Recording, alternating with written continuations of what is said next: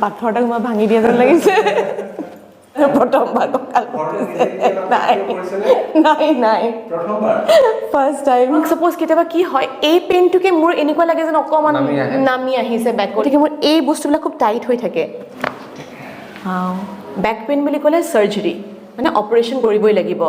গতিকে কিয়নো আমি ছেকেণ্ড অপিনিয়ন এটা ল'ব নোৱাৰোঁ ন কিজানি আমাৰ বেক পেইনটো ভালেই হৈ যায়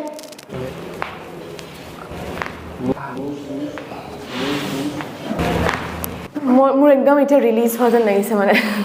সোল ৰিলিজ হোৱা যেন লাগিছে